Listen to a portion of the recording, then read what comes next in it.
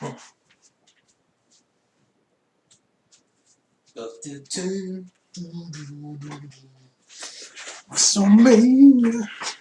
Oh, hi, Smogs. How's your sex life? Alright, so that show happened. I'm just gonna say this front. This show was like 5.5 hours long, not including the pre-show. If you count the pre-show, this was like 7.5 hours long. So, if this video is ridiculously long, I apologize in advance, alright? And before anything happens here. So, let's try to get this short and sweet. It's like my second take, by the way, on this because of technical difficulties at first. So, I'm burned out and dead after this. I blame all of you.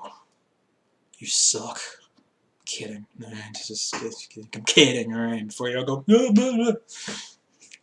Okay, so we go on to the Cruiserweight title match for the pre-show. You have Tony Nese versus Buddy Murphy, aka Mr. Alexa Bliss. And I didn't care about this match because I don't care about 205 Live, nor do I care about the goddamn Cruiserweights. But needless to say, this match happened.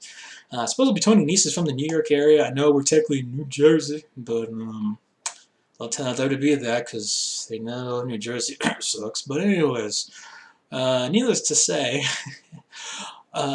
this match was just there. I didn't really pay attention to it, but we had a new Cruiserweight champion, Tony Nese, after hitting his running knee finisher to get the victory. So congratulations to him. I'm sure he's happy.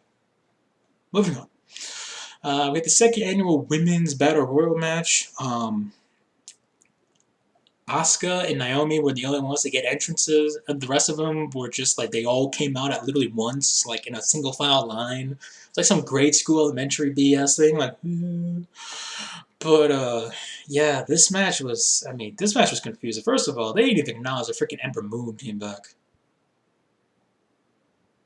I like Ember Moon. She seems good. But anyways, Naomi got eliminated. That's what she gets for bitching on freaking social media. Lol, Twitter. Sorry, karma just comes to collect, man. So this match happened.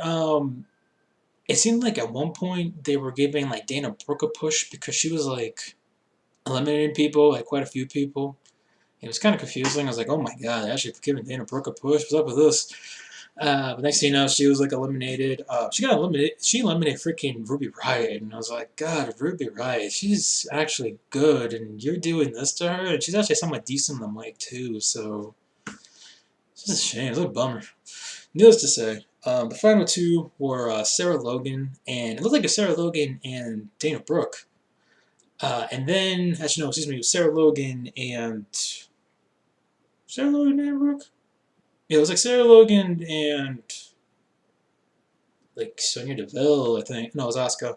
And then it was like, oh yeah, Sarah Logan won. No, just kidding. Carmella pulled a freaking Randy Orton, out of nowhere because I thought she was eliminated, but I guess I don't know. She hid somewhere. I don't know. She camouflaged with the ring, even though her attire didn't look like it camouflaged. But anyways, so I guess it being I don't know a mistress in a marriage gets freaking Sarah Logan over the top rope and wins. I don't know.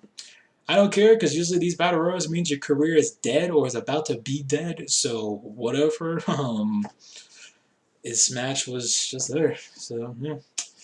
So then we had the Raw Tag Team Title match. I believe this was added just a few days ago. You had Kurt Hawkins and Zack Ryder from Long Island, even though we're in the shadows of New York. Oh my god. What the hell does that mean? Is that just like we can't say Jersey because we don't like New Jersey? New York's fancier, so we're just gonna say shadows of New York. Like when you see the shadow of the Statue of Liberty, you're gonna be like, "Oh, there's WrestleMania." Like Kurt Hawkins and Zack Ryder versus the Revival, aka the worst tag team ever, the Revival. Fuck the Revival. And this match got a somewhat decent amount of time. And guys, the streak is over after having like what feels like 2,000, even though I think it's like only 209 losses in a row. Kurt Hawkins has a victory. And it's the Raw Tag Team Champions with him and his buddy, Zack Ryder, who recently got engaged, by the way, to one Chelsea Green. Congratulations to him. Zack Ryder's had a good weekend, I'd say. He's engaged. He got a title. Not bad. And a WrestleMania paycheck. So, it's on the pre-show. Still technically counts, I guess. But needless to say, congratulations, Zack Ryder, Kurt Hawkins. I'm sure they'll drop the titles tomorrow night to either the Revival or some other random team, like, I don't know, Bobby Roode and Gable or the AOP or I don't know. But needless to say, they got their victory in New York, so can't take that away from them. So, excuse me. You have the 6th annual Andre the Giant Memorial Battle Royal for the main event, by the way, the main event of the pre-show. The main focus on here, first of all, besides the Hardy Boys being in here, because I know a lot of people wanted the Hardy Boys versus the Usos. That didn't happen, obviously. So the main focus here was Braun Strowman, the Monster Among Men, along with SNL's Michael Che and Colin Jost. By the way, shout out to Colin Jost, the real heel. That's the real heel of the night for New York. Not the real heel of the night for me, because I'll get to that a little later. That's a clue. Colin Jost wearing an Odell Beckham jersey. Odell Beckham Jr. jersey. Not a New York Giant jersey, a Cleveland Brown jersey. So yeah, he's trying to get the woo. Needless to say, this match was just there. Braun Strowman killed Michael Che and Colin Jost after they escaped from hiding under the ring. And that's all you gotta know, really. Braun Strowman, 6th annual winner of the Andre the Giant Memorial Battle Royals. Congrats to him. If it wasn't official that he was the modern-day version of the Big Show, this is it right here. So, we're going to the main show now. It comes Little Miss Bliss, the evil cheerleader. Miss Harley Quinn comes out, and she announces that, this is WrestleMania. And out comes Hulk Hogan, brother, because yes, that's what I want to picture about when we get in the first ever, like, WWE Black Champion. Hulk Hogan, brother, I was caught dropping the N-word, dude, like 2.5 years ago. What you gonna do? Oh my god, fuck off, Hulk Hogan, seriously. And he did it again. He's like, we're here at MetLife Center, dude. MetLife Center. Even if this was, like, scripted, fuck off. I don't even care if this was a shoot or this is kayfabe. Fuck off. That's all I have to say. Oh, God. So out comes Hulk Hogan. So then comes out Paul Heyman, oddly enough, because, man, when I picture Paul Heyman walking down to the ring, I want to hear Hulk Hogan's music in the background, brother, because that's just the sight that I never knew I needed. Put it that way. So Paul Heyman comes out and basically goes, whoa, my client Brock Lesnar is not main eventing tonight, so we're going to be first instead of last. And I'm like, okay, what? So out comes Brock Lesnar. And then comes Seth Rollins. And we got the Universal title match. So wait a minute, time out. Seth Rollins main evented Royal Rumble. Won the Royal Rumble match just so he could be the curtain jerker of WrestleMania. Oh my god. So is the freaking Fruit Roll-Up belt mean less than the WWE title at this point? I mean, I know I was on the, flagship show per se, but this was what would be like during the prime, I guess you could say the quote-unquote prime of the first brand split. This would be the world title match between like Dolph Ziggler and freaking Jack Swagger or some BS like that. Anyways, so this happened, and pretty short match, surprisingly enough. And obviously Seth Rollins was an underdog in this match, one of 3 underdogs, remember that. And Brock, basically typical Brock match, suplex, clothesline, suplex, punch, suplex. Seth got a little bit of offense, low blow, 1, 2, 3, curb stomps, and then 1, 2, 3. Seth Rollins wins the Universal Championship, and I'm like, all right, fuck off, Brock. And Seth Rollins, your new Universal Champion. I did it for Roman. Anyways. Seth Rollins does win, so props to him. And guess what, guys? We're going to get the belt every week on Raw now. Yay! Seriously, that's an improvement. It's pretty sad how that's a thing. That's supposed to be an improvement, but needless to say, I'm happy for it. So, even though I'll get to... This is a little something that you probably guys probably want to know. I'll get to when I get to the WWE title match. That's all I'm going to say. Fuck off. So then we go into the AJ Styles versus Randy Orton match. In a battle, who loved Donald Trump more? I mean, respect. Supposedly in this match, I saw it from Twitter. that, and WWE's doing this for years now, not just for the Rumble I've noticed, but also for Mania itself, obviously. They have this habit of having this stupid light to like shine bright in their audience that's like in a quarter of their faces. I don't know why this is a thing. Like, can they just shut the freaking light off so, I don't know, their paying customers can see what the hell's going on in the ring instead of, okay, I'm looking at the freaking sun now, because, like, Anyways, this match was alright. The ending was kind of a little bit sloppy with the phenomenal forearm by AJ Styles. But remember, Orton countered the phenomenal forearm into an RKO on SmackDown, so it kind of makes sense for AJ to get the victory here. He did. Again, sloppy forearm, but decent match. Not as great as I think a lot of people thought it would be, myself included, but I'll still give it a pass. And AJ gets the victory, so not bad. And then out comes the quote-unquote sweet and sexy Southern Belle, Lacey Evans. She looked like a freaking watermelon. Kid you not. She walked out. That's better she looked at the freaking Hall of Fame last night. She looked like a goddamn freaking Lady Gaga cosplay. But anyways, she came down the aisle, waved, and then left. Notice I didn't mention her in the Battle Royal. So yeah, she didn't, but hey, you know what? She got the last laugh. She got a WrestleMania paycheck and she didn't have to take a bump. And she just did her usual stick. Props for you, my lady. So we go into the Fatal 4-Way SmackDown Tag Team title match play between Rusev and Shinsuke Nakamura versus The Bear and versus Ricochet and Aleister Black versus the Usos. And a pretty good match. One could argue maybe the match of the night when it comes to match quality because this match was just freaking insane. I usually went to Fatal 4-Way, especially when you have tag teams. It can kind of get a little bit chaotic, and at times I kind of think maybe felt that just a tad bit, but still, I thought it was a very good, fun match. I'm kind of a fan of basically everybody in this match, surprisingly enough, except for like Nakamura, who I still think is lazier than dirt, but needless to say. Fun matchup. The Usos get the Superfly Splash, double Superfly Splash, on one Sheamus to retain the SmackDown Tag Team titles. And you listen, the Usos just won the tag titles about 2 months or so ago, the best tag team in the division. They just signed a new contract, supposedly, to extend in WWE, so it makes sense for them to retain the titles here, so no problem. Then we go on to the Hall of Famers come out. You have Booker T and Stevie Ray, Harlem Heat, Health Foundation, Bret Hart and Natalya, Honky Tonk Man, Toy Wilson, Bruce Beefcake, the Warrior Award recipient Sue Atchison, and then of course DX, Triple H, Shawn Michaels, X-Pac, Billy Gunn, Road Dogg, and they showed Chyna on the big screen. And it's still just sad to me that they inducted her after her death. It's just Chyna was right.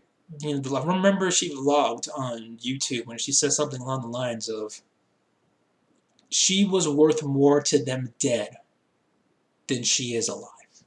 Than she was alive. And sadly, she was right. I had a feeling she'd be right, and this is one of the times I wish I was wrong. So, it's a shame, but at least she's in now. But again, it's you just in a perfect world, she'd be alive in there. That's all I'm saying. Sorry, she was just one of my favorites growing up. So if you're saying, "Well, Chris, get over it," it's just.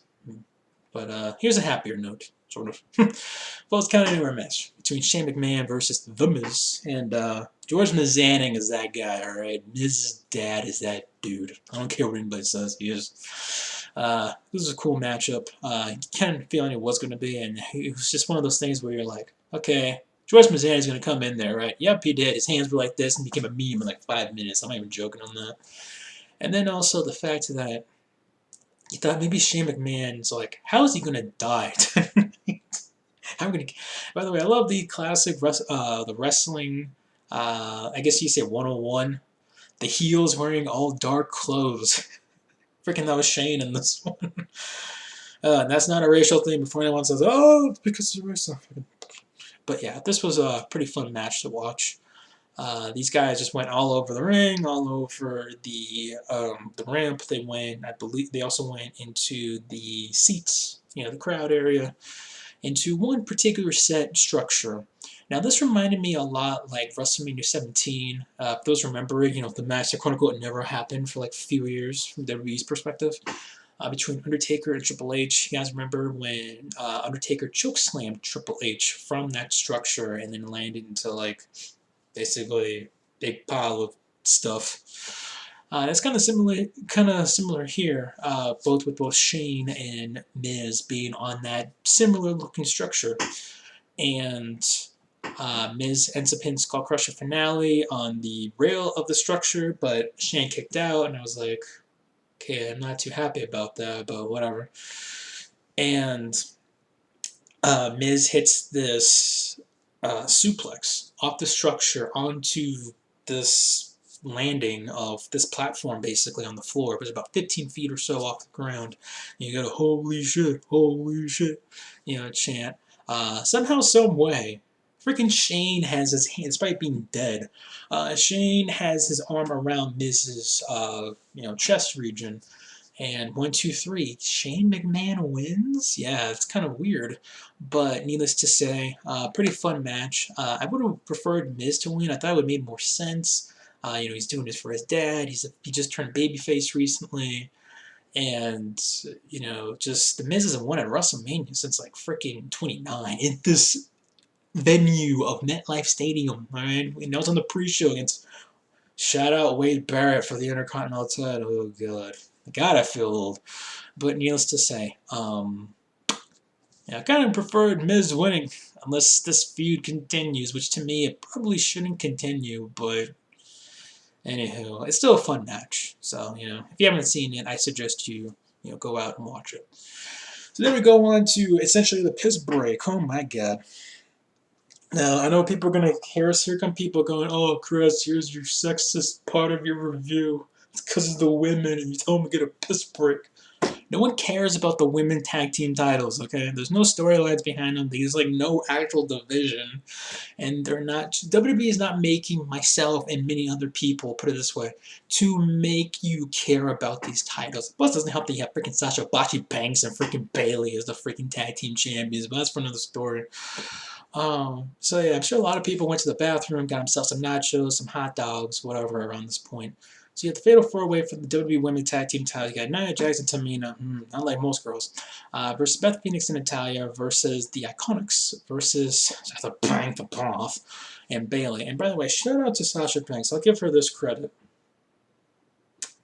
She pulled on a pretty good poker face when she was coming down to the ramp. For those who don't know what I'm talking about, usually when Sasha Banks is about to go out there, particularly lose a match, she has this like bitchy, sad, pouty, childish face. It's like, and she was actually smiling and happy, so I'm like, holy shit, she might win this. So it's like, she did a pretty good poker face, so I'll give her credit where credit's due. Watch me bash her within the next minute or so.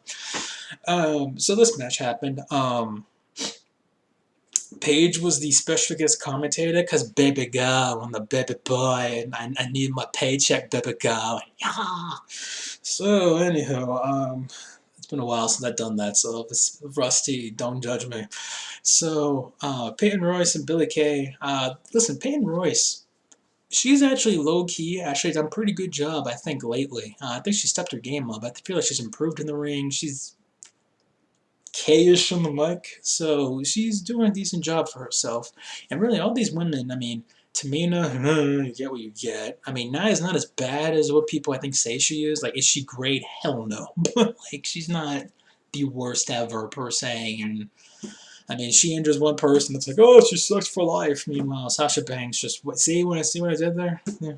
And Beth Phoenix out of retirement, she looks great. She looks like she just maybe retired, I don't know, 2 days ago or something, because she looks like she's in good form. So, props to pretty much all the ladies in this match. They did a pretty good job. Some botches here and there, though, but you obviously could tell they tried. Right? Yeah, Beth Phoenix hit the Super Glam Slam on Bayley, and the Iconics snuck in there and stole the pin and got the victory. So your winners and new tag team champions, Billie Kay and Peyton Royce, aka the Iconics. And you know what? this makes sense to me. I'm fine with this because, I'm not usually one to do the "you deserve it," chants. But to me, they deserve it here, and here's the reason why. These girls have been tag teamed for years now, all the way obviously back down in NXT. So before they even thought about, should we give the women's a tag team titles? They were a tag team. So, and these girls I think grew up with each other, right? I believe that they were like childhood friends and everything in Australia. So, like these girls have known each other for quite some time, to say the least. So, I'm perfectly fine with this. It's a good feel-good moment. That's what WrestleMania should be about, giving that feel-good moment. So, I'm cool. And then here's what I was afraid was not going to be a feel-good moment. The WWE title match. Kofi Kingston, who I swear to God I was hoping for SOS. I was like, come on, just for one night only, give us a SOS. No, damn it. So Kofi Kingston versus Captain Planet, Daniel Bryan for the WWE Championship.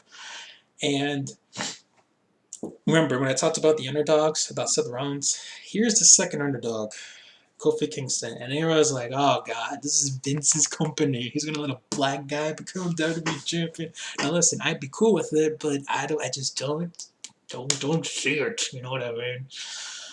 But needless to say, this was a fun match. And I think a lot of people, this was their match of the night. Not just because of how long it went and how good it was, but because it told a story. And I feel like whenever I do, especially like pay-per-view reviews, very rarely do I mention, oh, they told a good story here, or I could see the story because it's all about false finishes and the work rate and blah, blah, blah, and the kicks and the freaking flips. But here it was like you could feel that Kofi Kingston had it was him versus the Machine. And the irony of this was Daniel Bryan 5 years ago. That, oh, you're a B plus player, Daniel Bryan, and now 5 years later, Daniel Bryan's calling Kofi Kingston a B plus player. So Kofi Kingston's going to turn heel in 5 years and call somebody else a B plus player? I don't know. Kind of doubt it, but needless to say, this was excellent. And I know people are going to be like, oh, Chris said something good. But this was pretty cool. Bryan tried to get up, but Kofi dropped him with the Trouble Paradise in the later match. And Kofi Kingston's your winner and new WWE champion. Yes, we got a black WWE champion. And I'm not just saying this because, oh, finally got a black WWE champion. But this is a guy, Kofi Kingston, 10 years ago, 2009, was getting the push of his life, has one little botch against freaking Big Mouth Orton. And, back to the mid-card goes to you, Kofi. We'll see you in 10 years, maybe. So, and this guy got in by luck because I believe they were pushing, was it Don't Call Me Mustafa Ali, and then they were also going to push Kevin Owens to possibly become WWE champion as well, and Kofi Kingston wasn't their first choice, put it that way, but since Kofi Mania went wild and stuff, but it's a good feeling. I was waiting for Kevin Owens to come in afterwards, Brock Lesnar, something. Just be like, oh, congrats, Kofi. Here comes Brock. Here comes, Kevin Owens. Some BS to make sure a black guy does not lead with the WWE Championship at freaking WrestleMania. But no, this was a good moment. And I was also waiting for maybe the New Day to turn heel. Again, I was alert. All right, I didn't want to think of the worst, but I was prepared for it. I was like, fuck off. But, props to Kofi Kingston. And he also had his kids in the ring. It was a good moment. Okay? So then we go on to backstage segment. We had Alexa Bliss backstage apologizing to her guests, calling Joseph Michael Che about Braun, saying that he's a really nice guy. And remember that mixed tag team partners they were for a brief time? They weren't buying it, though. And out comes the doctors, who revealed to be Kevin Nash and Scott Hall of Famers. Said they're going to take real good care of Mr. Michael Che and Mr. Colin Jost. So it's cool to see Kevin Nash and Scott Hall. So then you had the United States title match, Rey Mysterio versus Samoa Joe. This match was like a minute and a half long. It maybe even that. I don't know. I know Rey was injured on Raw, so they probably had to cut this obviously short. Samoa bell rings, hit a couple moves. Coquina clutch, over. Seriously, that's all it was. Samoa Joe retains the U.S. title, and hey, Joe's first WrestleMania. He looks dominant. He keeps his title. Could be worse. So then you come out to Roman Reigns versus Drew McIntyre. Drew. And obviously, this is Roman Reigns' first WrestleMania, first singles match actually since his comeback, coming back from leukemia. And these guys, I felt like they didn't have a bad match per se, but you could tell the crowd was getting tired at this point. They were getting a little drained. And I feel like this was like at the wrong place of the card. Like this could have been either slightly further in the card or much earlier because, again, this crowd was already dead for Kofi Kingston having his magical moment. And, 2 for 3 thus far with underdogs. You're doing 2 for 2. One more to go. And it's sort of like they were just not feeling it. And, it's too bad because these guys at that thing told a pretty good match. Two very talented, big guys, and Roman Reigns and Drew McIntyre. Both guys I feel like could have a world title match within the next year or so easily, if booked correctly, of course. And, Roman Reigns hits the spear after hitting the Superman punch after dodging the Claymore kick.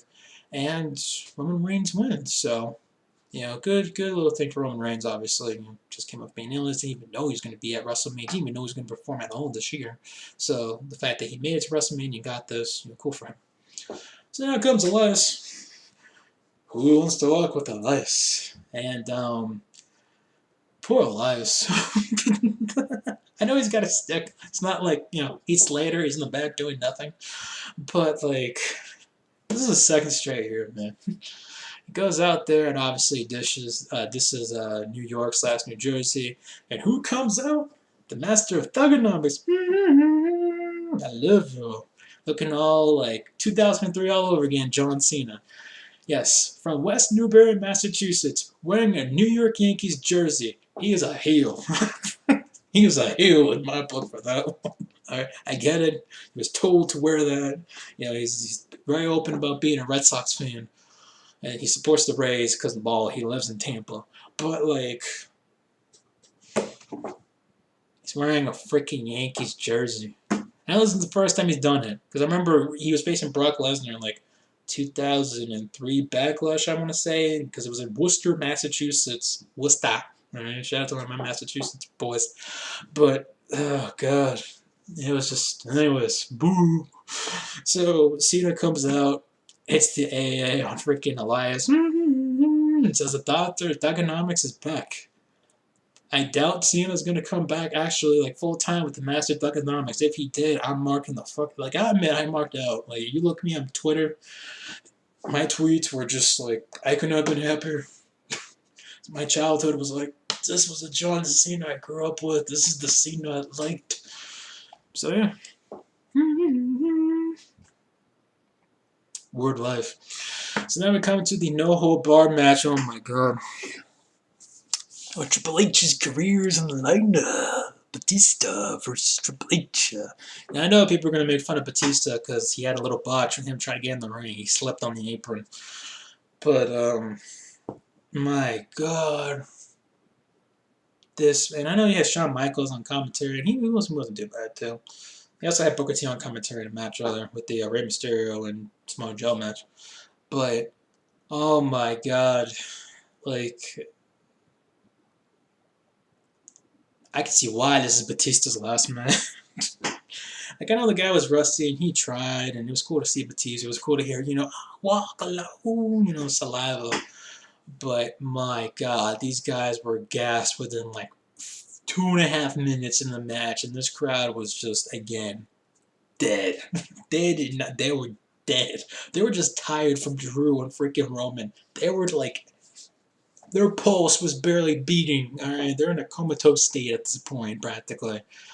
And, you had Triple H burying freaking Batista for about 5 minutes here with the whole grabbing his nose ring and using the steel chair, and then, Triple H brought out the sledgehammer. They were battling each other on the freaking announce table, which didn't freaking break, and it was oh my God, does a table break anymore? And then Batista got a bit of an offense, and then Triple H came back, and then Ric Flair came out to get his revenge after him being a 70-year-old man being attacked by his we thought was his good buddy Batista over a month ago, and holy shit, Triple H hits the sledgehammer, runs it, and Batista gets dicked in the gets dicked. Yeah, that's how I feel right now.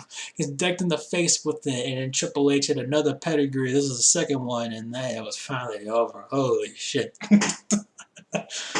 Really think Triple H was going to do the job here, especially with freaking Batista has publicly said, I want to do the job to Triple H because he's given me my career, you know, and so he says his thank you, his goodbye thank you to Triple H, and Triple H has got to work that side of the show probably in a few months. You think the royal family is going to be happy about Triple H not performing? Oh, they want me in the ring again. God. Oh, yeah, and this was, oh, God, everybody loved this shit. But Alexa Bliss is backstage. Not this part, the next part. Alexa Bliss is backstage, looking like freaking the costume between, I don't know, Little Mermaid and freaking bootleg Poison Ivy in that green dress. And Curtis Axel and Bo Dallas, the B team, is out there. They're like, oh, look at our new Daniel Bryan shirts. It was like Instill Planet Champion or whatever. And Ron Simmons walked by and said, damn, that B team's dancing. Love her on. So then we go on to the Kurt Angle's farewell match. This is the part where pissed people off. And that was just because I love it, Michael. I'm a commentary. GBL's on the guest commentator, my folks. Baron Corbin versus Kurt Angle. And this was depressing as hell. You know, it's sad that Kurt Angle can, like, barely move.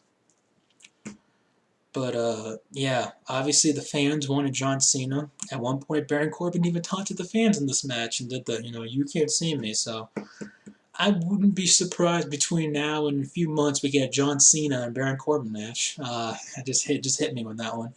But needless to say, this was sad.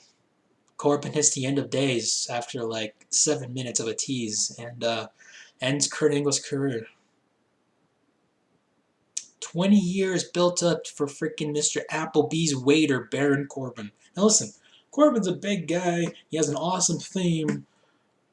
But the guy has his personality as a freaking, I don't know, a tumbleweed in my backyard right now, maybe? Actually, a tumbleweed has more air capacity, so like freaking, I don't know.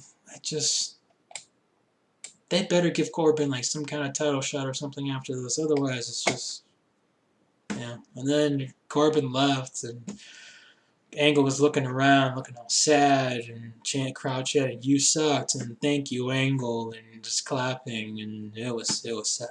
It was depressing as fuck. And then we go on to the Intercontinental Championship. Speaking of depressing as fuck for a different reason, yeah, Bobby Lashley, I'll be son of a bitch. Champion versus the Demon King. Fuck. Demon Balor. Oh, God.